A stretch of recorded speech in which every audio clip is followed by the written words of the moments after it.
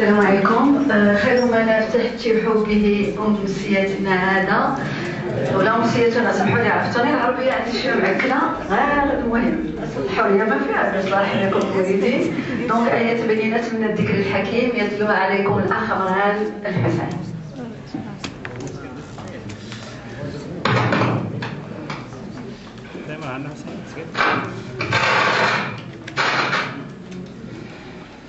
أعوذ بالله من الشيطان الرجيم. بسم الله الرحمن الرحيم.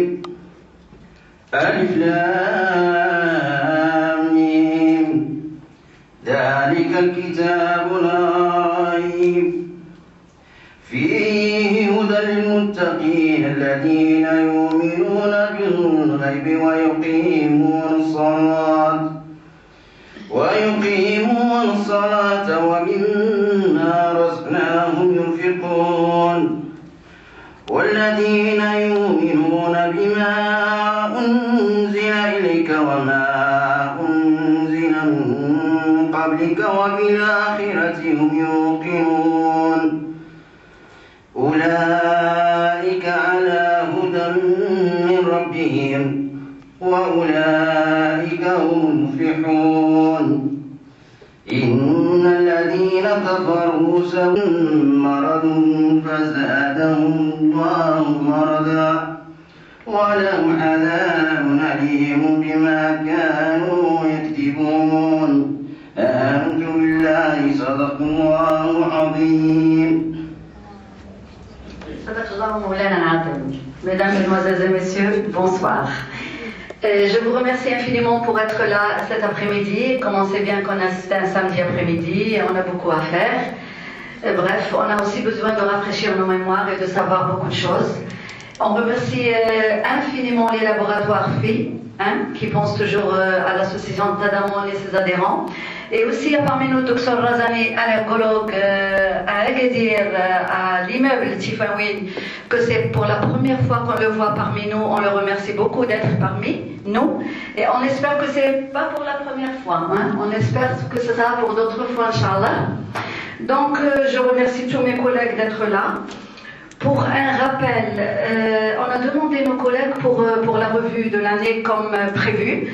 On a demandé d'apporter tout sujet que vous avez. On a demandé, et je voulais les collègues dire on a les sujets, des maladies ou donc les sujets la revue Inch'Allah توجد avant les journées. مازال كنتسناو لحد هاد الساعه مازالش الدراري ما بحثوش في هذا الشيء. Donc c'est aussi ça, c'est parmi les formations qu'on fait. Donc il faut accélérer, sinon on va pas arriver à cette revue. Donc بكم نتوما احنا غاديين قدام. Donc s'il vous plaît احنا كنقولها وكنعاودوها قبل لا ديسمبر اللي عنده شي سوجي ما فيها باس يجيبوه ويبحثوا معاه. إلا كان اللي فكر فيه يديرو دو توت لي فاصون. راه لي مالادي قدامكم واللي فكرتوا فيها جيبوه. راه كاين دي médecins qui vont bien sûr être là pour voir les sujets et pour discuter avec la comité culturelle. Donc merci beaucoup à tous. On s'excuse que ما كاينش الحضور بزاف bien sûr cet après-midi. Sachez bien, Dr Razani, qu'il y a un match qui est très chaleureux. Donc, il n'y a pas beaucoup de monde, mais de toute façon, les collègues ديالنا اللي هما كيف ما تنقولوا تيقراو وما تيفلتوش les formations. Donc, alhamdoulilah, on a tous besoin des formations وكنشكر الناس كاملين اللي كيساندونا pour arriver. Merci beaucoup et je donne la parole à M. Saïd Aïtiken de laboratoire. Bonsoir tout le monde. Au nom des laboratoires Pharmaceutical Institute et dans le cadre de la formation continue pour le corps médical, je vous invite tous, je vous remercie infiniment d'être présents aujourd'hui avec nous. Le laboratoire FI toujours tient sa promesse d'être avec vous et pour le bien du corps médical en général. Sinon, permettez-moi de faire juste un petit rappel à propos de notre produit RLX, bien sûr, que tout le monde connaît. Donc la cétérésine, vous la connaissez très bien. Juste à propos de RLX, c'est que c'est la cétérésine des laboratoires FI. Comme vous le savez très bien, notre atout, ce qu'on a de plus en ce qui concerne nos produits, c'est la qualité de nos produits. C'est des produits fabriqués selon les normes GMP européennes. C'est des produits de qualité, alhamdoulilah, qui donnent d'excellents résultats sur le marché. À propos des RLX, je rappelle toutes les présentations. Donc nous avons toujours la suspension pour l'enfant à partir de 2 ans. Et je rappelle ici qu'on a un goût très très agréable, aromatisé à l'ananas. Donc facilement pris par le médecin. Comme il ne faut pas les laisser à la portée des enfants. Sinon, je rappelle les 2 présentations également pour le comprimé. Nous avons la boîte de 15 et la boîte de 30 comprimés. Voilà donc en ce qui concerne RLX. Je vous remercie une autre fois d'être présent avec nous. Nous sommes toujours avec vous et voilà, je laisse la parole à Dr. Juste un petit rappel pour mes chers collègues. S'il vous plaît, pour respecter, donc si vous avez un portable à la poche, ou bien l'éteindre, ou bien le mettre en mode silencieux. Hein? Merci beaucoup.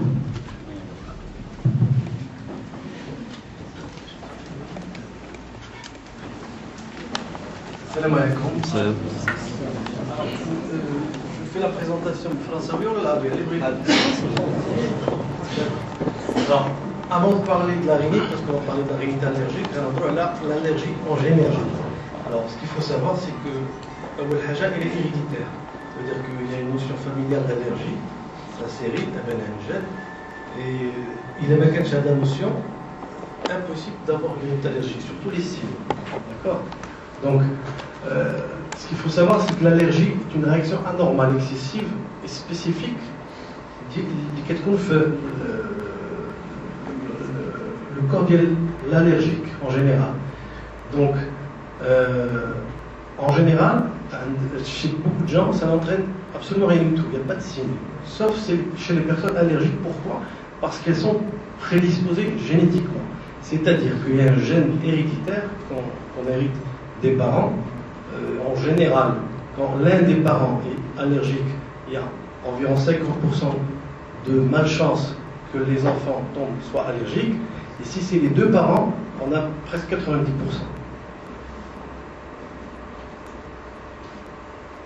Alors, pour que la personne soit allergique, en général, il n'y a pas d'âge. C'est-à-dire qu'on peut avoir une allergie à partir de 2 mois de naissance, comme à 10 ans, comme à 15 ans, comme à 20, comme à 70. Il n'y a pas d'âge prédéterminé. Mais avant, il faut que la personne soit sensibilisée à l'allergène, à la substance qui lui donne les signes d'allergie.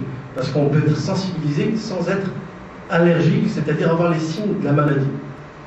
C'est pour ça qu'on trouve chez des gens que l'allergie soit de plusieurs générations. Moi, dans le cabinet, j'ai des gens qui viennent allergiques.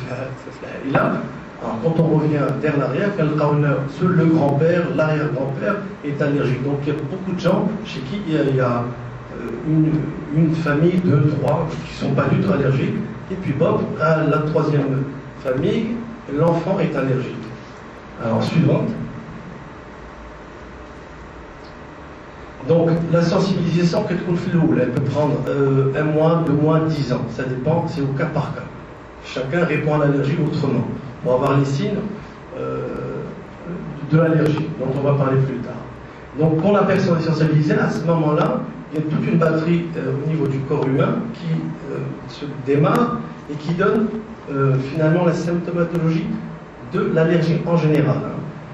Après, on va plutôt parler de la rhinite, parce qu'il y a beaucoup d'allergies. Il y a l'asthme, il y a dans la rhinite, on va discuter la conjonctivite qui est souvent associée à la rhinite. Il y a l'eczéma, c'est plutôt au niveau de la peau, l'urticaire, et puis les aliments et les médicaments, comme vous savez tous. La suivante. D'accord. Donc, pour définir un petit peu la rhinite, c'est une maladie symptomatique, c'est-à-dire qui survient au niveau du nez, bien sûr. Donc, il faut forcément qu'il y ait une exposition. Cette exposition à certaines substances. Mais s'il y a des substances, il faut forcément que la personne soit allergique à des substances. Pourquoi je dis ça? Parce que c'est très important. Les gens viennent au cabinet ou à la pharmacie qui connaissent les signes de la rhinite qui plutôt ressemblent à un rhume. Qui souvent fait un roi. Ça n'a rien à voir. Alors, le rhume, c'est un virus. L'allergie, c'est une maladie chronique, maladie mosmique qui peut évoluer pendant plusieurs années, voire ne pas guérir du tout. Donc, il y a une exposition vis-à-vis d'un allergène. Cette exposition donc, est responsable d'une inflammation. L'inflammation, elle est là tout le temps. Ça dépend, bien sûr, on verra plus tard, de l'allergène, de la substance qui cause l'allergie. Parce qu'on peut avoir des allergies saisonnières, le rhume des foins, comme on peut avoir un peur annuelle durant toute l'année. Alors, donc, l'inflammation, bon, je ne vais pas trop rentrer dans les détails, l'IgE, c'est un anticorps, donc quand on fait un bilan chez les allergiques, on trouve un taux d'IgE souvent très élevé. C'est pour ça que la réaction, dès que la réaction est exagérée, parce qu'il y a beaucoup d'IgE au niveau du sang qui donnent la cascade de signes dont on va parler plus tard. Donc, au niveau du nez, c'est surtout l'inflammation au niveau de la muqueuse nasale. Maintenant, il y a beaucoup d'autres organes au niveau de la sphère ORL, parce que tout est en relation, qui suivent. Suivante. Alors, bien sûr, la fréquence a quand même augmenté ces dernières années par rapport à Jahalali. 30-40 ans en arrière, on avait moins d'allergiques. Ça, c'est au niveau mondial. Chez l'Europe, etc. Alors, beaucoup d'études ont récemment incriminé plutôt la pollution, que ce soit industrielle ou là au niveau des pots d'échappement, beaucoup de voitures. Et aussi au niveau des constructions, d'abord on construit plutôt très isolé, il y a beaucoup moins de fenêtres, on aère beaucoup moins. Peut-être même s'il ne fait pas trop froid, mais il y a beaucoup moins de fenêtres, il y a beaucoup moins d'aération. Suivante.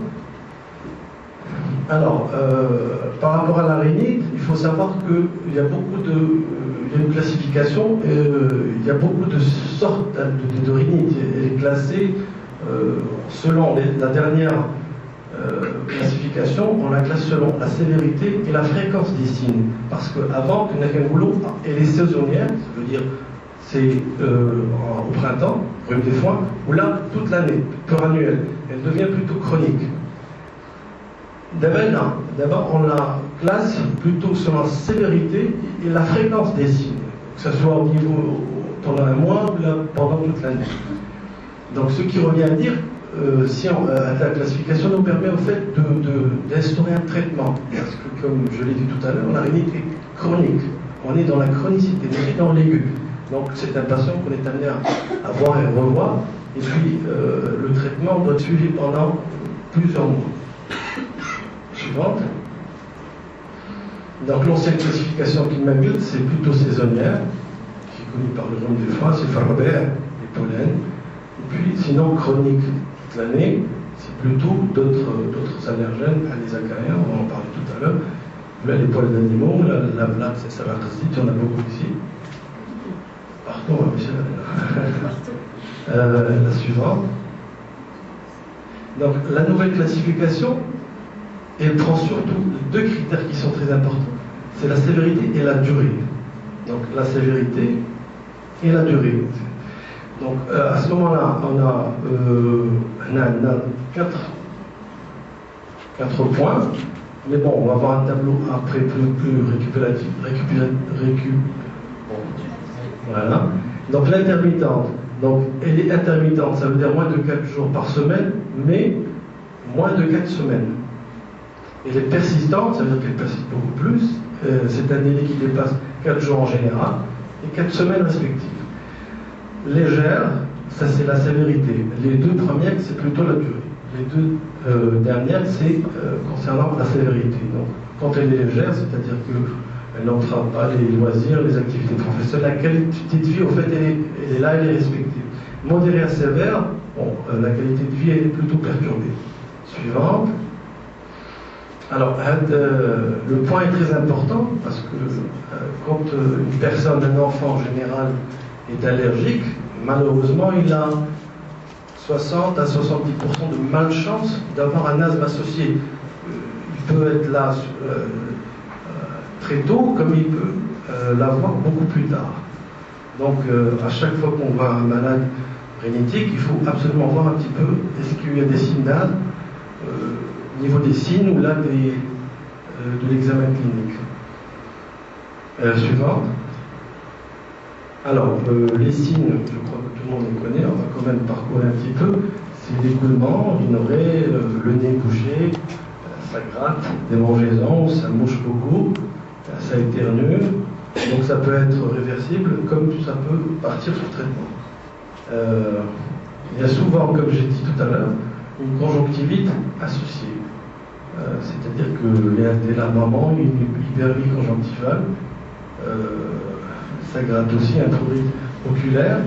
Sinon, il y a un asthme aussi associé assez souvent. Il ne faut pas oublier qu'il y a des sinus aussi qui sont associés, ce qui donne un tableau de rhinosinusite récurrente qui reviennent souvent. Et le plus grand problème des gens qui ont une rhinosinusite chronique, c'est l'anosmie, c'est-à-dire qu'ils perdent un petit peu le goût, l'odorat et le goût, la minusie aussi. Suivant. Alors, pour diagnostiquer, on fait l'examen qui est le plus répandu, bien sûr, c'est les tests cutanés. Donc, je sais que tout le monde sait à peu près comment ça se passe. C'est des gouttes, en fait, qu'on met au niveau des deux avant-bras, et puis on prique, et puis on voit la réaction pendant les 5 minutes à 10 minutes qui suivent. Et quand on a une papule et un érythème, ça veut dire qu'il y a une sensibilisation, pas forcément allergie. Maintenant, on prend les tests cutanés, les résultats des tests, plus la clinique, et encore on voit un petit peu ce que ça peut donner. Alors après, il y a les dosages sanguins qui sont beaucoup moins spécifiques, et les tests de provocation nasale, tout ça, c'est plutôt au milieu hospitalier. Suivante. J'insiste toujours sur l'association avec l'asthme parce qu'elle est là, elle est présente, et elle est dans 50 à 70% des cas. Quand je parle d'asthme, ce n'est pas forcément les crises. Maintenant, il y a des signes, une toux chronique isolée, des crachats, etc. Tout ça, c'est des signes d'asthme qui peuvent orienter éventuellement vers un asthme qui commence, un asthme léger. Donc, quand on a un asthme léger, l'évolution est malheureusement vers un asthme modéré puis sévère après. Suivant. Alors, comme j'ai dit tout à l'heure, la personne rhinitique, allergique, est obligatoirement prédisposée génétiquement. Ça veut dire qu'il y a un gène familial qui est là, qu'on peut avoir, qu'on soit malade ou pas. Donc, après, il y a l'exposition à l'allergène. Ça veut dire que la personne est allergique à une certaine substance. Il y en a beaucoup, on va en parler. Alors, il y en a à la maison comme à l'extérieur. Mais la plupart du temps, ceux que je retrouve moi personnellement dans mon cabinet, c'est ceux de la maison. Parce que c'est là où on verra plus tard. Suivant. Donc, il y a les pollens, tout le monde le sait, c'est plutôt saisonnier, c'est commun. Les moisissures, tout ça de bain, climatiseurs, etc. Les plantes, suivantes. Alors, la fumée du tabac n'est pas la cause, j'en ai parlé parce que c'est important, ne cause pas d'allergie, mais elle complique un petit peu l'allergie. Parce que l'allergie donne cette inflammation qui est toujours présente, et la fumée du tabac irrite encore plus. Donc j'ai fait une petite photo, le petit ne fume pas, mais bon, c'est plutôt pour parler de tabagisme passif. Quand on fume à la maison, le bébé fume aussi. Donc il vaut mieux éviter de fumer, etc. Si vous pouvez. Je dis ça par rapport aux conseils que vous pouvez donner aux malades derrière le comptoir. Suivante. Donc la pollution non plus, elle ne provoque pas, ce n'est pas la cause, mais elle peut déclencher les crises. Elle complique un petit peu les crises. Donc il y en a beaucoup à l'extérieur, c'est la pollution des voitures, des gaz, à la maison, dans les milieux professionnels, coiffeurs, menuisiers, dans les usines, etc. Quand on ne porte pas de masque, malheureusement c'est le cas mais bon. Suivante. Donc les animaux domestiques, c'est-à-dire surtout, on retrouve surtout le chat, le chien, beaucoup de chats, le chien et le cheval. Le cheval, bon, c'est plutôt quand on est en contact. Donc s'il n'y a pas d'animaux à la maison, il n'y a aucun risque d'avoir une allergie envers cet animal. Alors, après, on va un petit peu parler des acariens et de la plate, parce que j'en ai retrouvé beaucoup ici à Agadir, surtout la plate, Sarakazid. Il faut savoir que Wahamek ibn Shadda, on le respire. Ça veut dire qu'il y a des substances qui sont là, à la maison, et qu'on respire et qui provoquent, qui déclenchent un peu la cascade d'allergie, ce qui donne les signes après. Alors, les acariens, c'est des petites bébêtes. C'est très petit, c'est très petit. Ça veut dire, pour vous donner un exemple, dans 5 grammes de poussière, il y a 2000 à 2500 acariens. Bzaf, on ne les voit pas. Ils sont souvent bzaf dans la chambre. On va un peu parler des antihistaminiques, c'est un petit peu le sujet d'aujourd'hui. Mais il faut savoir qu'il y a un antihistaminique nasal, surtout là, qu'il y a des antihistaminiques oraux, qu'il y a des corticoïdes nasales, corticoïdes orales. Alors l'idée, c'est la désensibilisation, c'est une immunothérapie spécifique. Je vais en dire 2 mots à la fin. Donc, vous voyez la classification. Donc, légère intermittente, légère persistante, il y a toujours la sévérité et la durée. Modérée, sévère, intermittente et sévère. Donc, comme vous voyez, les antihistaminiques peuvent être donnés dans tous les stades de la rhinite. C'est très efficace. Maintenant, on peut les donner seuls, on peut les associer au corticoïde nasal, surtout quand on a une obstruction. Quand l'obstruction est là, il vaut mieux donner des corticoïdes en association nasale. Alors, corticoïde oral, vraiment c'est dans les crises très sévères, quand la personne est très obstruée. Alors, l'image suivante. Donc on va parler un petit peu d'immunothérapie spécifique. Je crois que tout le monde le connaît, c'est Almustal, c'est allergène, voilà. C'est pas le traitement des signes, c'est un traitement de fond.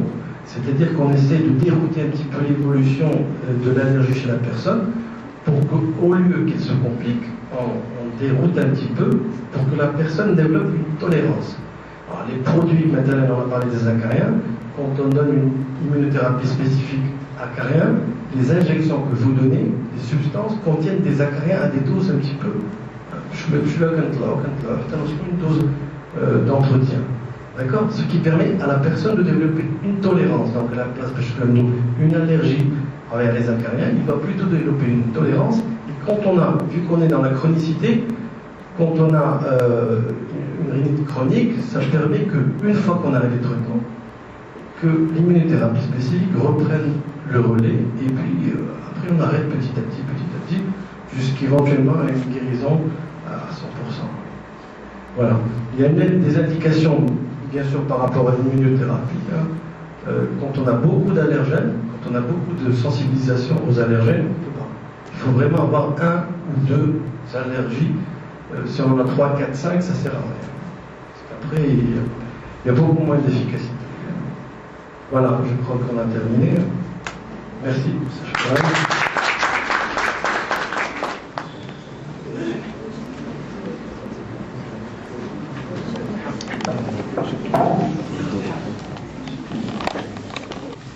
Merci, Dr. Razami. Alors, j'ai 2 questions en ce qui concerne les IgE, le dosage sanguin des IgE. Est-ce qu'il est efficace pour déterminer au juste l'allergie? La deuxième question, pour la désensibilisation des TIS, est-ce que pour tous les allergies, ou bien sauf quelques allergies qui sont en général chroniques? Sur la troisième question, il y a dernièrement des ITS locales. Est-ce qu'on ne voit pas prescrit pour les gens? Les ITS, c'est pas que ceux qui ont mis, par exemple, nasal.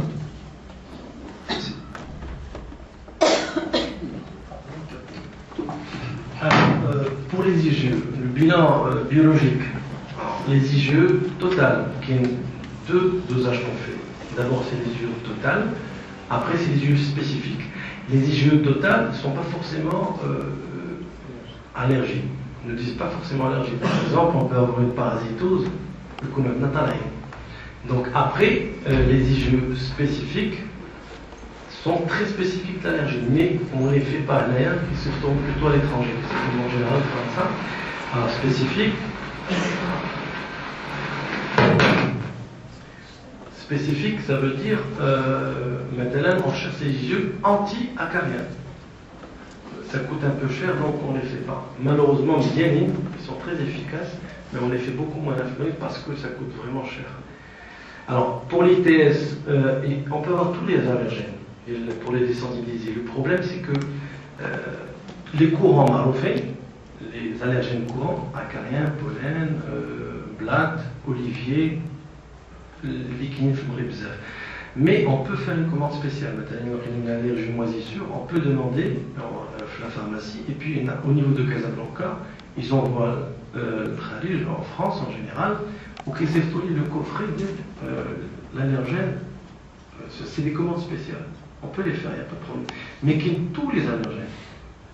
Des sensibilisations envers tous les allergènes qui existent. D'accord? Alors, pour l'ITS, bon, par voie nasale, ça n'a pas beaucoup marché. Mais ce qui est d'abord en route, c'est par voie orale. C'est des comprimés qu'on prend par voie orale. Mais Yallah, c'est encore des prémices. Yallah, et en Europe, il y a 2-3 pays, la France à peine, hein, mais les pays nordiques, au moins du Nord, ils sont beaucoup plus avancés. Donc là, je ne crois pas que ça puisse arriver. Par contre, il y a une par voie sublinguale, j'ai parlé des comprimés, débat par voie sublinguale, c'est-à-dire qu'au lieu d'avoir des injections, on fait deux pcht au niveau de la langue, mais ça coûte cher. Par rapport à la voie injectable, ça coûte cher. C'est-à-dire, je crois qu'il y a des 700 dirhams, mais il faut recommander, ça va très vite, parce que la voie orale, c'est tous les jours. Une semaine par la voie. Donc, ce qui est bien à c'est plutôt l'injectable. Voilà.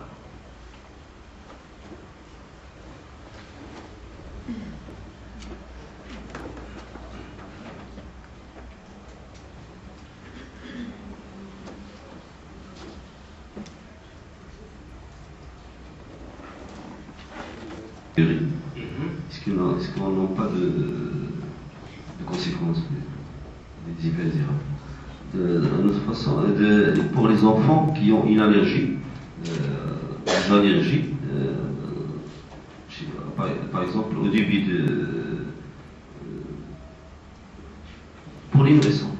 Est-ce qu'ils ont, on dit que les allergies des nourrissons, par exemple, si elles grandent, cette allergie disparaît. Merci. Alors, pour les antihistaminiques, bon, on peut les prescrire pendant 6 mois sans problème, tous les jours. On fait saisonnier, quand il y a le printemps, l'été, des fois les personnes peuvent les prendre. Il y a des études qui vont plus loin, qui voulont que pendant 1 an, on peut les prendre. Pendant 1 an, tous les jours. Maintenant, il y a toujours des effets secondaires. Paracétamol, l'ardinène pendant un certain temps. Il y aura des effets, mais beaucoup moins nocifs. D'accord. Bon, alors, pour les allergies, pour les nourrissants, c'est-à-dire que il y a comme quoi, il est qu'un allergique au nourrissant, elle peut guérir. C'est vrai de faire ça. Mais c'est au cas par cas. 50% des enfants qui sont rhinitiques, il a une pharyngite allergique d'origine allergique, hein, pas virale, ni bactérienne, peuvent guérir automatiquement. Sous traitement, mais il faut un petit peu de prévention. Par contre, 50%, ils ne guérissent pas. Donc, au lieu de guérir, ou la sous-traiter, ou la sous-diagnostiquer, donc l'allergie commence à se compliquer, et après, on peut avoir une rhinosinusite, on aura de l'asthme associé c'est très important. Les nefs qui sont rhinitiques ne savent pas qu'ils sont asthmatique, l'inhalasme ne veut pas dire qu'on a une crise. Asthmatique, ça ne veut pas dire il y a beaucoup d'autres signes d'asthme qui sont là. L'insan qui est c'est-à-dire dyspnéique, عنده واحد تنفس ناقص واني عايش به عنده داك الضعف حاس به مي عايش به باسكو ولف سي با كو راه داك الضيق غادي كيتزاد حتى كيوصل بيان سور لا كريز لا ضغط دونك سي تري امبورطون الديرينيتيك سولو comme quoi au niveau du comptoir comme s'il y a des signes d'asthme. Le signe d'asthme ne veut pas dire une toux chronique. الإنسان كيكح ما فيه لا سخانة لا والو كيكح ملي كيضحك مثلا كيكح بزاف ولا ملي لو بوتي كيبكي ولا كيجري كيكح il tousse une toux qui est là toute l'année chronique. Ça c'est un signe d'asthme. C'est-à-dire c'est une toux asthmatiforme. Donc l'évolution ne se fera que vers un asthme si il n'est pas traité tôt. Voilà. Et docteur, pour les allergies médicamenteuses, Ouais. est-ce qu'on peut avoir maintenant des tests en clinique? Parce que j'ai rencontré un certain nombre de médicaments, surtout antibiotiques ou anti-inflammatoires. Alors les médecins, les prescripteurs, il n'y a pas de choix. Est-ce qu'il y a ici moi, j'ai orienté beaucoup de patients chez vous. Je vous dis, les seuls allergologues qui vous pouvez aider. Ils ont dit que les cliniques ici ne vont pas, par exemple, prise en charge Exactement. Ces gens-là. Vraiment, la solution pour là. Alors, une autre question, j'ai lu sur une revue des dernières études sur les allergies médicaments, surtout des antibiotiques, qui a un virus qui est responsable de ces allergies. Est-ce que c'est vrai ou bien non? D'accord.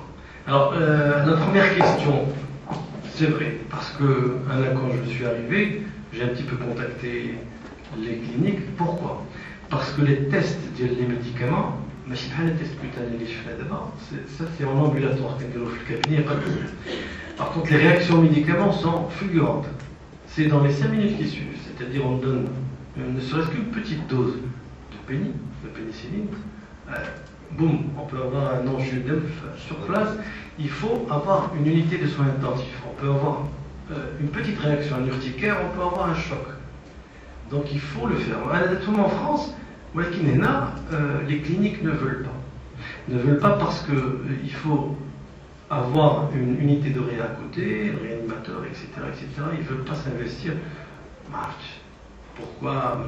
Moi j'ai essayé de monter une structure, malheureusement il n'y a pas eu d'écho. Un cabinet, je ne peux pas. L'éthique ne veut pas, ça ne se fait pas le cabinet. Médical, non. Parce que les tests pour les médicaments, au début, on démarre par les tests cutanés, les prick tests, après c'est les IDR, les intradermoréactions. Pour voir un petit peu quand seul par seul. Alors quand j'ai une réaction au cabinet, je ne peux pas, je n'ai pas les moyens pour. Alors qu'il a à l'hôpital, oui, ou à la clinique, oui. Alors les cliniques refusent. Mais chez elle, à Casa aussi, moi j'ai des confrères à Rabat, moi l'hôpital arabe, non, ils ne veulent pas m'approcher. Alors que c'est important parce que il y a des gens qui sont maintenant sans parler des antibiotiques, des anti-inflammatoires, qui ont beaucoup d'allergies. Il y a une multi-allergie. Qu'est-ce qu'on peut donner? Et puis ça nous aide aussi à des tests pour après, disons, une tolérance à l'ITS, à la désensibilisation. On prescrit une tolérance, qu'on dit non. Mais c'est à l'hôpital aussi. C'est-à-dire qu'on donne une petite dose, quand la personne est obligée de prendre le médicament, on est obligé de faire ça. On induit une tolérance envers le médicament et on le suit, mais à l'hôpital. Ça veut dire qu'il reçoit toute la journée. Donc il est après toute la journée de la clinique, il faut qu'il paye, malheureusement, ça coûte cher, et puis les cliniques ne veulent pas trop se mouiller. Alors la deuxième pour le virus, alors, pour le moment c'est un ou deux articles des jours, mais non, l'allergie médicamenteuse, c'est toute une cascade, le corps humain qui fait en sorte que On a laissé l'allergie. Maintenant, on peut être allergique à 100%, on peut être intolérant à l'aspirine, une intolérance. Alors, il a traité les détails, c'est plutôt physiopathologique, c'est-à-dire que c'est vraiment au niveau des molécules, etc. C'est ça la différence. D'accord. Salam alaikum. Merci pour l'exposé. La question, elle revient sur le traitement. Pour le traitement des antihistaminiques, parce qu'il y a deux antihistaminiques, des anticholinergiques et non anticholinergiques. Qu'est-ce qu'on préfère au comptoir? Parce que ça dépend des anticholinergiques selon la constriction pour les hommes. Exactement. Donc il vaut mieux ne pas les donner. Hein? En général, les antihistaminiques d'ABA sont non sédatifs. La plupart des molécules, pour ne pas citer les molécules, indiquent en l'occurrence, donc il y a beaucoup moins d'effets secondaires. Personne est asthmatique, éviter. Ils présentent allergiques et prendront. Donc, on pense qu'on donne un antihistaminique non anticholinergique. Non sédatif. Exact. Juste pour... Ah oui. Alors, non sédatif, automatique avec les non sédatifs. Mais de nos jours maintenant, en Europe, les sédatifs sont obsolètes. Ils les prescrivent beaucoup moins. Parce qu'il y a des dermatologues qui prescrivent un antihistaminique sédatif et un antihistaminique non sédatif. Alors, l'indication est différente. Là, à ce moment-là, c'est pour les prurites ou les urticaires. Les dermatologues qui ont des antihistaminiques pour les prurites et les urticaires en général. Là, oui, l'indication est là. Si un seul antihistaminique ne suffit pas, à ce moment-là, le soir, on donne un antisédatif. Quand vraiment ça gratte beaucoup, on donne l'association des deux, réussit. Mais pour les rhinites, non, un antihistaminique suffit, et plutôt le matin. Parce que je vois souvent qu'ils rejoignent les patients qui redoublent. Non, les antihistaminiques d'abord, ils sont beaucoup moins sédatifs, même du tout. Donc on peut le prendre. L'indication, c'est plutôt le matin. Maintenant, si la personne avec le médicament sent qu'il y a une somnolence, on peut le prendre exceptionnellement le soir, mais c'est souvent matinal.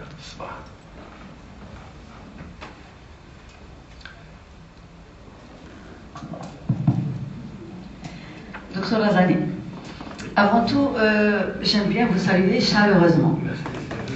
Pourquoi? Parce qu'on voit les médecins maintenant, bon, la plupart de leurs traitements, c'est les corticoïdes. Mais j'ai un point d'interrogation, pourquoi je vous aime bien? Parce que vos ordonnances ne contiennent pas forcément des corticoïdes. C'est ce que j'aime chez vous. Bon, alors, mes questions est suivante. Les corticoïdes aérosols, pour les gens et les enfants, surtout j'insiste sur les enfants, qui sont sous traitement des corticoïdes aérosols. Hein. Il y a la X en cas de crise 6 fois par jour et la Y à long terme.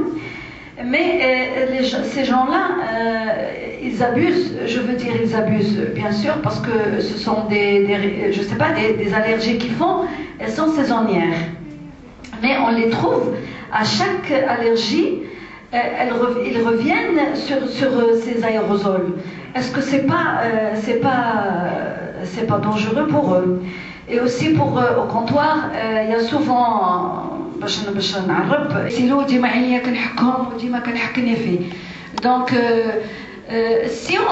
si c'est passager et on donne un antihistaminique et ça passe, d'accord, c'est bon, mais si ça revient, c'est saisonnière comme on dit, donc il faut être bien sûr sous avis médical, mais ce que je veux être un petit peu curieuse, c'est l'abusement des corticoïdes. Alors les gens, vous ne pouvez pas imaginer qu'est-ce qu'ils font avec ce corticoïde. ضرهم الراس الكورتيكويد، ضرهم الرجلين الكورتيكويد، نفهم كيسي الكورتيكويد، الرواح جو le corticoïde. C'est catastrophique. Donc moi j'insiste sur les aérosols. Est-ce que les gens qui abusent pour leurs enfants ces aérosols sous corticoïdes, est-ce que c'est pas dangereux pour eux? Merci beaucoup. Et aussi pour les vaccins, bon, les allergènes et le complexe des allergènes, ces fameux allergènes qu'on trouve des fois et des fois on ne trouve pas, Il y a des gens qui viennent et nous demandent, même si le médecin le prescrit, il demande. قال لي الطبيب ou bien نعطيك الدواء وتتبع الدواء ولا دير هاد لي فاكسان وتولي بخير. Est-ce que vraiment toi, il a تبعته ما توليش لاباس وتتبع les vaccins, c'est bon, ça va donner un bon résultat une fois pour toutes, ou bien ça va diminuer ce problème d'allergie. Merci docteur Azam. Alors, on va parler d'un cortico par voie inhalée.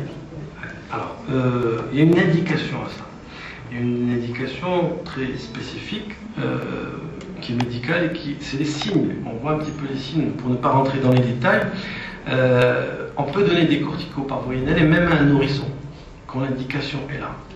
Alors, si on le prend en long cours, il n'y a pratiquement pas d'effet secondaire. Pourquoi? Parce que ça reste quand même un traitement local. Quand on prend un cortico par voie orale, c'est par voie orale, ça veut dire que métabolisé, etc. Là, il y a beaucoup d'effets secondaires. Et quand on prend plusieurs fois, plusieurs cures, ça ne résout pas le problème parce que par voie orale, les corticoïdes sont un anti-inflammatoire puissant. Donc, ça arrête les signes pendant 10 jours, 15 jours maximum. Aucun urgent. Parce qu'on n'oublie pas que l'allergie, c'est chronique.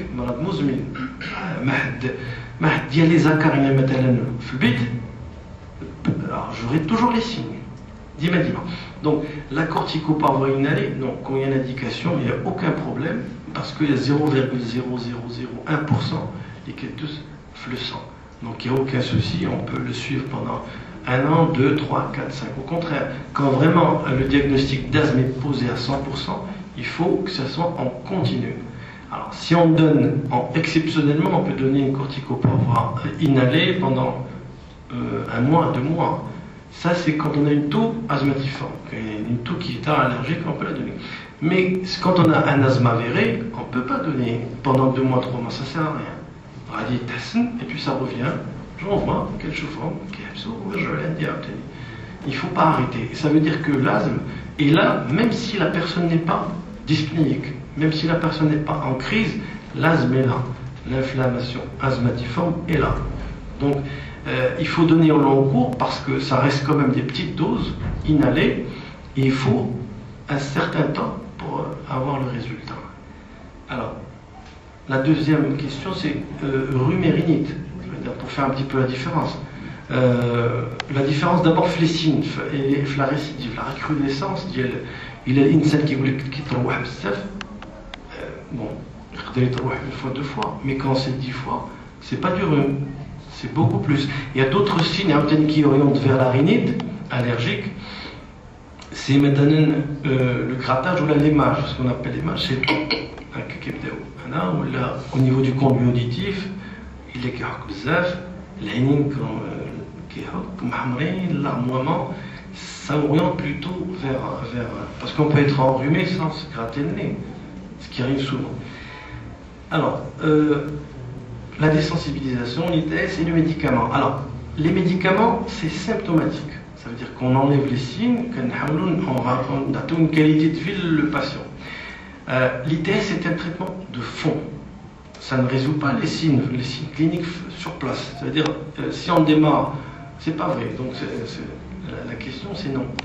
On peut traiter sans désensibiliser, sans vaccin. Mais on reste sur le traitement. Maintenant, il est en même temps le vaccin. Ça va nous permettre, après, quand on va arrêter le traitement, changer un peu l'évolution d'allergie. Au lieu qu'elle se complique, la personne va vers une tolérance. Ça permet en même temps d'alléger le traitement, voire peut-être de l'arrêter. Souvent, quand on a une seule sensibilisation, ça réussit beaucoup pour les rhinites. À 90%, on a des résultats. Donc quand on suit le vaccin, après 2 ans, 3 ans, la personne est beaucoup mieux et puis elle a développé une tolérance et il n'y a plus d'allergie. Mais on peut traiter sans vacciner, mais c'est obligatoire. D'accord.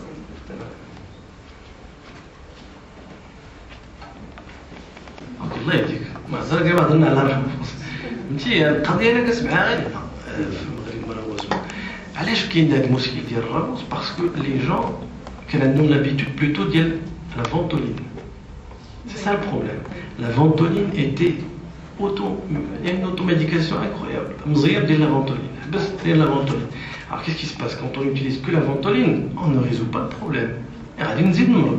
Parce que la ventoline, ça traite la crise. Mais le problème sous-jacent qui est l'inflammation et le bronchospasme, il est toujours là. Donc je traite la crise, je rechute, je traite la crise, je rechute.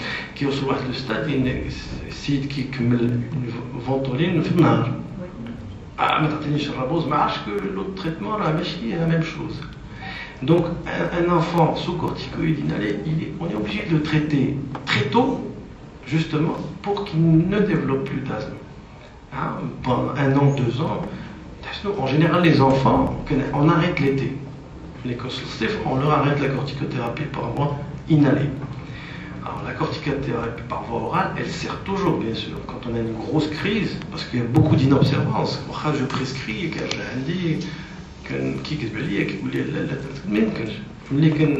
j'insiste qu'il vous alors que s'il suit sa cortico inhalée, il n'a rien à craindre. Là-bas, de nos jours, c'est une honte, un enseigne imout parce qu'il y a des morts par asthme. Le traitement, il est là, il est de plus en plus pas cher. On a parlé de la forme inhalée. Il y a 2 formes, l'aérosol ou les poudres sèches. Les poudres sèches, là-bas, c'est pas cher. Donc c'est une honte. Mais le patient qui soit éduqué, il fait c'est une maladie chronique, malade mousmine, ou ça ne prévient pas du tout. La crise m'a interagi. T'as chitinite, mais à 2h du matin, tu es bloqué. Etc. On ne peut pas savoir, il n'y a pas de... Donc, c'est très important. C'est très important, surtout les enfants, de les suivre dès le jeune âge. Sous traitement, on va aller au kiné, qui dit quoi?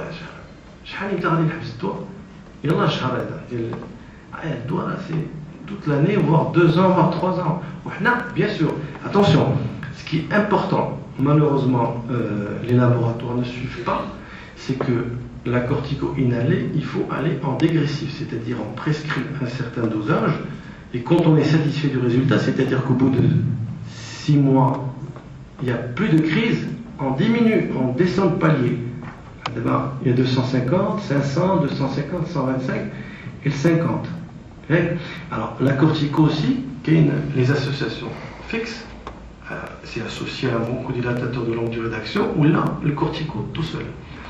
Alors la tendance actuelle, c'est d'associer les deux, parce qu'il y a plus d'effets, même pour les enfants. C'est-à-dire au lieu d'augmenter la cortico par voie orale, c'est-à-dire un AGT à 100, la semaine 200, qu'on relie le 100 microgrammes, on nous dit en association à un bronchodilatateur de longue durée d'action, pour diminuer un petit peu justement le dosage.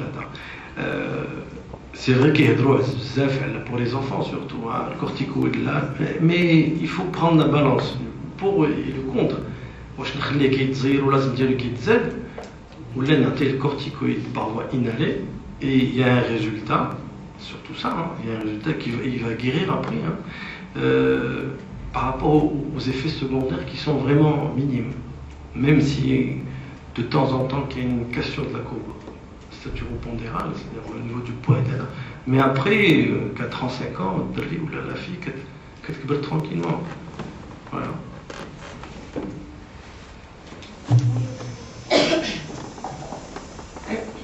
Bonjour docteur. Bon, j'ai eu une partie de la réponse déjà par rapport à l'allergie de l'enfant. Bon, je suis allergique moi-même et mon mari est allergique et asthmatique. Donc d'après votre présentation, je pense que mon enfant est plutôt sujet à une allergie pour plus tard. Maintenant, il a 1 mois et bon, quand il m'arrive de l'endormir à mes côtés dans mon lit, il se réveille le matin avec le nez bouché, en pleurs et tout. Bon, j'utilise un spray nasal, après ça va beaucoup mieux. Mais je pense, selon vous, est-ce que c'est un des symptômes justement d'une certaine sensibilité ou d'une allergie par la suite? Et étant donné que je sais qu'il est assez sensible et prédisposé à être allergique, est-ce que je devrais commencer le traitement rapidement et comment est-ce que je pourrais éviter qu'il ait une rhinite allergique justement? Voilà. D'accord. Alors, il a le nez qui coule tous les matins, depuis longtemps. Il n'a pas le nez qui coule, il a juste le nez bouché. Quand il dort à mes côtés, quand il dort pas dans son lit. D'accord. Ça fait longtemps ou là? Il a 1 mois. Un mois. Il a un mois déjà. Alors, il ne faut pas trop se précipiter. J'ai cru un an. Alors non, il ne faut pas trop se précipiter, c'est bien. Alors le conseil que je peux donner avant que j'oublie, c'est toujours laver le nez. C'est très très important. Bon, il y a beaucoup de produits, toujours. Alors quand je dis toujours, c'est tous les jours, c'est 6 fois par jour. Ah, c'est très important. Il faut laver, mais c'est pas un signe il a un nez bouché, d'abord on va pas se précipiter, il est un mois, il faut le laisser tranquille. Quand on lui lave le nez et que c'est efficace, ça s'arrête là. Maintenant, c'est vrai que c'est héréditaire, il y a 50%, 50%, alors 50%, oui, 50% là, ça reste un coup de poker, mais il faut suivre, il faut être vigilant, il faut suivre, mais là c'est pas forcément un signe, il faut laisser tranquille, ou lui laver le nez, surtout bzaf, c'est tout. Hein?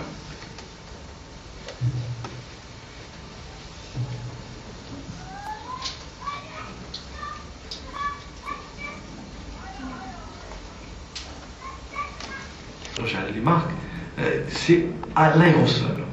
L'aérosol, il faut bien le prendre. راه بزاف الناس كيستعملوه راه ما استعمل والو كيجيك يقول لك والو ما خدا والو 80% ديال الدواء راه مشى عند الجيران فهمتي كتخشم لك شكوشه هو قال لك درت ما دار لي والو. Alors j'essaie de leur expliquer un petit peu كيفاش يستعمل الدواء la manœuvre et il n'y a pas mieux que la chambre d'inhalation. Il n'y a pas mieux franchement même pour les grands hein, les adultes qui يقول لك انا كنعرف ملي كتقول له دير قدامي كشكوشه نايضه. Malheureusement. Donc, le sirop existe, c'est plutôt pour les enfants ou les femmes très très légères, mais pour les asthmatiques vraiment. Et comme je l'ai dit tout à l'heure, le salbutamol, moins on l'utilise, mieux c'est. Mais il faudra avoir un suivi médical sous corticoïdes inhalés ou là l'association des deux. Par contre, avec c'est tous les jours pendant un certain temps. Donc le salbutamol, c'est le traitement de la crise. Moins كنستعملوه mieux c'est. وإلا ما استعملناش الدواء كورتيكو إنالي غادي نستعملوه ديما وكأنك كتستعملو ديما كتزيد ديما وما بقاش كيدير ليفي ديالو etc. Donc non. Donc toujours bien sûr préférer la voie inhalée, l'aérosol que le sirop.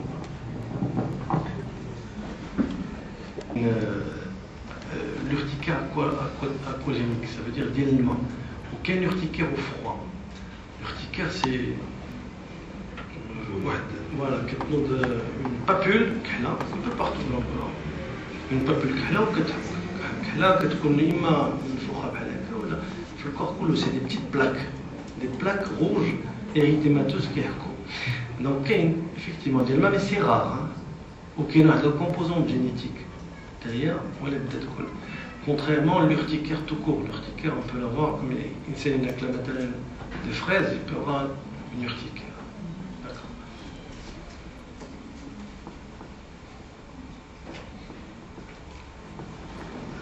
كاين بعض الناس غير كيتبدل الجو كيجيو ياخذوا لي غوت نازال واش نعطيوهم ليهم ولا باش ننصحوهم؟ الوغ ملي كنرجع عاوتاني للحساسيه مثلا ديال لي زكريان اللي كيسميو القرضيات بالعربيه. الوغ الانسان ملي كيتنفس الانسان اللي عنده الحساسيه ديال القرضيات ضد القرضيات ملي كيتنفسوا يوميا عنده في الدار سورتو في بيت الناس كيخلقوا ليه واحد الالتهاب ديما النيف ملتهب. اذا ادنى حاجه الا عندنا النيف ملتهب غتاثر عليا غير كيتبدل الجو غتاثر عليا.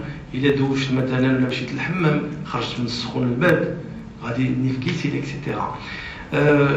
Alors les gouttes, donc c'est pour ça que غير ملي كيتبدل الجو كيأثر عليهم سي نورمال باسكو عندهم الحساسيه ماشي ديال الجو كيقول لك لا البرد انا عندي البرد غير كنشم البرد صافي. ما عرفش انه هذيك لانيرجي ملي كنديروا لي تيست كتخرج ديال لي زاكاريان ديال لي موازيسو ديال لي بولين ديال داكور. دونك داك الالتهاب كيجي الانسان على سبب بون با فورسيمون كنعطيو هذا باسكو كونت il est kysile, c'est plutôt les antihistaminiques. Il vaut mieux donner un antihistaminique, un comprimé, que les gouttes nasales. Alors, il faut savoir que les gouttes nasales, les antihistaminiques, les corticoïdes, ou les décongestionnants, vasoconstricteurs.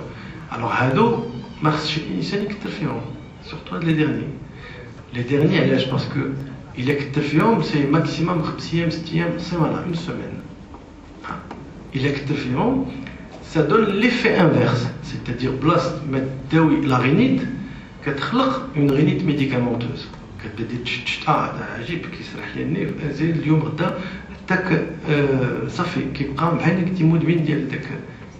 Donc ça donne ce qu'on appelle une rhinite médicamenteuse. Au lieu de les faire guérir, qui a la même maladie.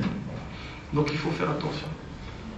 Mais le meilleur traitement contre la rhinorrhée, c'est effectivement qu'il y a des gouttes antihistaminiques nasales, spray nasal antihistaminique, qui est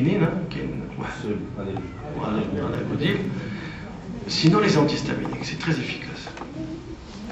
Qui n'est pas allergique, qui n'est pas asthmatique, d'un seul coup il vient avec,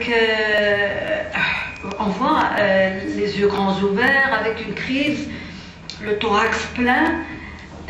Ma question est, في هذه الحالة هذه اللي كيجيني خارجين وكينهج والصدر كيصفر، اسك pour le soulager un peu راه ما كيقول لك نمشي عند الميدسان ولا راه ما يصبح الحال ولا est-ce qu'on peut donner le salbutamol? Oui, alors déjà, Natsid, il faut lui demander est-ce qu'il est déjà asthmatique, parce qu'il peut savoir. L'olivier matin, exactement. Il y a beaucoup d'oliviers. Il y a des allergies. Alors par contre, quand on monte en altitude, il y a le crème de Catalane, pas d'allergie. Parce que tous les allergènes humains sont pratiquement inexistants. Donc une personne est là, elle a alors une gène qui est élevée sur la première fois, ou dans une crise, ça dépend si c'est une crise d'âme, etc. Oui, on peut lui donner un traitement pour le soulager. La meilleure des choses, c'est d'aller voir un médecin, bien sûr. Alors, ce qui est important, c'est que la crise peut être soulagée sur place. Au filet, il fait une crise encore beaucoup plus sévère, beaucoup plus grave. Ce qui est le cas de l'allergie médicamenteuse est toujours un effet rebond, c'est-à-dire que 12 heures après, il y a une crise en médicament. D'accord. Je sais pas, l'adrénaline subcutane. Je connais. Je sais pas. Alors, la première question, c'est l'allergie au lait de vache. Vous voyez alors, bien sûr, la première chose, surtout les nourrissons, on peut faire des tests cutanés. La meilleure façon de trouver une allergie au lait de vache, c'est de faire le test cutané avec le produit lui-même. C'est-à-dire qu'on a une goutte de lait, on l'a sur la peau et on prique. Donc, c'est une réaction. D'accord. Après maintenant, ça dépend de la sévérité de l'allergie. Si j'ai un nourrisson, un bébé qui dit à plusieurs reprises avec il y a beaucoup de signes, entre autres les troubles du transit, etc. Bien sûr, le pédiatre, la première fois non, la deuxième non, la troisième qui suspecte le lait, qui saoule, etc. Et ils sont qui le lait. Et l'un des meilleurs traitements, c'est le traitement d'épreuve, surtout pour les enfants. Les traitements d'épreuve, c'est-à-dire on change de lait, on voit l'évolution. Les signes, il n'y a plus de signes, c'est bon. En général, au moins, ils ne font pas de test. Ils ne font pas de test cutané. Mais l'un des meilleurs signes, ouais. Donc, ils changent de lait, ils voient un petit peu comment ça se passe. Ils ont les signes, c'est tant mieux, mais et autre chose. Qui a tout le lait HA, etc. Maintenant, il y a d'autres laits qu'on peut donner, quand on a vraiment une allergie avérée au lait de vache. Parce qu'on ne peut pas donner le lait de chèvre. Il peut avoir une allergie au lait de vache ou qu'on a une allergie au lait de chèvre en même temps. D'accord. Alors pour l'adrénaline sous-cutanée, c'est ce qu'on appelle les stylos injectables, mais qui est gênant, effectivement. À notre niveau, on ne peut rien faire parce que c'est les laboratoires, il a très long. Mais s'il n'y a pas appui, parce que je pense que les laboratoires n'ont pas un bénéfice s'il n'y a pas, mais s'il a un appui, si les médecins, les pédiatres, les il peut. Bien sûr. Oui, mais ça reste toujours financier qui chauffe le rapport qualité-prix. Qui nous servent des produits, les maquettes relongent parce qu'après une étude, ils font des études. qui c'est pas un bon marché, ça va pas. Mais c'est très important. C'est très important, ça sauve بزاف ديال. أنا حضرت واحد في الطيارة عنده ديال لاراشيد، عنده الحساسية لاراشيد، ما كلاش لاراشيد، إذا با مونجي لاراشيد. ياك؟ شم، باسكو في الطيارة كيفرقوا علينا الخنيشات ديال الكاوكاو. غير شم كاوكاو. وي سي ان أمريكان، عندهم بزاف هما الحساسية ديال لاراشيد، باسكو سي دي غران مونجور ديال كيديروا بيه الزبدة ويديروا بيه هذا وياكلوا كاوكاو. بوكو d'allergies à l'arachide aux États-Unis. غير شم، ne serait-ce que شم. ودار un œdème de coude qui fait etc. Alors, الطيارة هذا on lui a injecté de l'adrénaline parce qu'ils en ont. إلا ما عندناش l'adrénaline il est mort. Alors في الدار la même chose يقدر ياكل الإنسان الكروفيت ولا الحوت بوم. إلا ما عندوش l'adrénaline s'il n'est pas suivi dans les 10 à 15 minutes qui suivent, ça dépend de la réaction. تقدر تكون fulgurante. Le risque c'est l'asphyxie, les voies aériennes asphyxie. Alors il faut rapidement l'adrénaline, l'urgence. Après bien sûr il faut il ne faut pas donner seulement l'adrénaline parce que pour traiter le moment. Parce qu'après il y a toujours voilà ولادهم حتى الكلينيك ولا فيها 3 ايام ولا 4 ايام على عقل هادشي ملي خص تكون عندكم هاد الانجيكسيون ما كاين اللي عنده لا فامي تما كيعاود يجيبها هذه وخص تكون الثلاثه سي مانوفر كاين سي فري انا براسي كنت بغيت ندير دي كارت بحال دابا اون اوروب كاين دي كارت شي لي الالرجي كتكون عندهم كارت عندي اون الرجي على سا الا طاح محمد غتهضر والو بحال السكر كديرها il est allergique attention. On appelle parce que l'Europe qui est dromac, les qui est à l'ambulance, non, l'opérateur qui s'ouvre, qui dit que c'est hindou, qui pour avoir des renseignements. Alors il a dit que la carte d'allergie, mais c'est vrai, il est très efficace. On injecte là, il y a la cuisine. Tac, à la table. Tac. Non. Allez, on a malheureusement. C'est bon, il n'y a plus de questions. Ça fait ça fait quelques questions. Tout est clair. Merci. Donc, avant de passer au tombola, je donne la parole à M. Saïd Etik, des laboratoires. Je vous remercie de nouveau. Je vous remercie beaucoup, Dr. Razani. Je vais saisir l'occasion de reparler à propos de notre produit RX. غادي ندرج باش نكونوا كلاح ولا نشلحوا ولا ندرجوا نشلح voilà donc Airlix alhamdoulilah est un excellent produit sur le marché toujours ce qu'on a c'est la qualité du produit fabriqué selon les normes GMP européennes, un produit qui peut être commercialisé même donc en Europe. Je vais parler des points qui sont très importants. Quand un patient arrive, il cherche toujours un soulagement rapide et durable. Voilà. À propos des Airlix par rapport à d'autres molécules, un soulagement qui est rapide et un soulagement qui est durable. On cherche toujours à améliorer la qualité de vie du patient qui se présente. Sinon, un autre avantage pour Airlix, c'est l'accessibilité au traitement. Donc nous avons des prix vraiment très accessibles à la portée. C'est bon.